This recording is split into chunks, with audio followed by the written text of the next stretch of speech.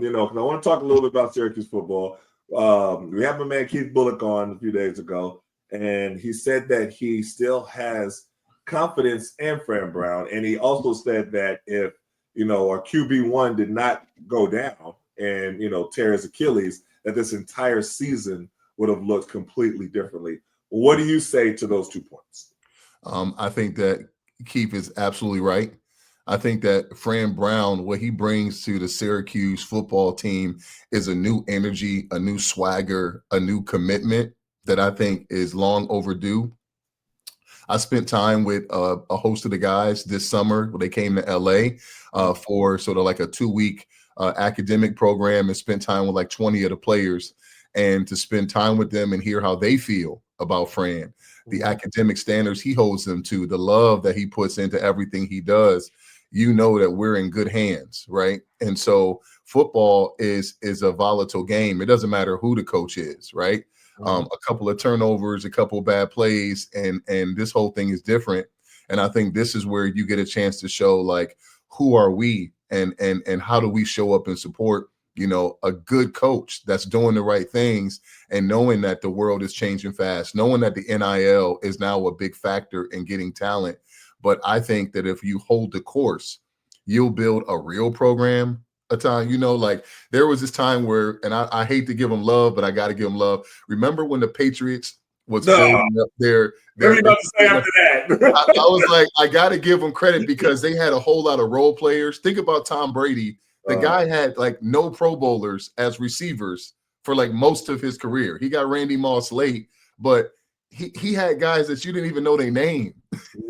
And he was doing what he was doing. Like, there wasn't Pro Bowlers all over, but they built a team, and that was something that was intentional, and I respect that. I don't know who that equivalent is in the NBA who's done that, but my thing is that I have to respect it, and I think that that's what Fran's trying to do. He's trying to build a real program with real good players and good people, and I think you win with that in the end.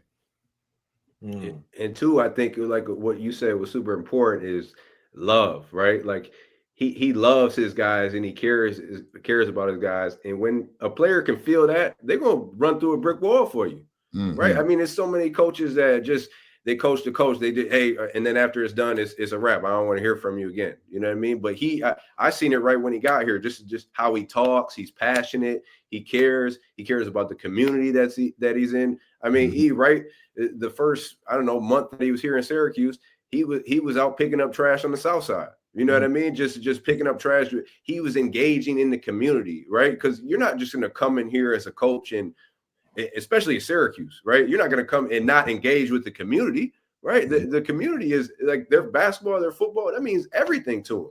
So when you're at that stature, going out in the community and showing that you care, you're going to have that the fan support 100% right away. Right. And he got that right away. That's why, like, in these times where, they're not having a great year. Right. But they have a lot of injuries. That's like your point guard went down. Right. When you lose your point guard, I mean, it's tough. If they would have had that guy throughout the year, they probably would have been in a bowl game. But he hasn't changed like his stance on what he speaks about. How he cares. A lot of people, when stuff go wrong, I meant this, or they, you know what I'm saying? They start zigzagging. They switch up, yeah. That's why I love Fran, because he stand on what he said. Like, look, we're having a tough time, whatever. He manning up to it, right? And then, the biggest part is, like you said, he loves his players through the wins and through the losses. I'm gonna get this guy to. I mean, he reaches out to.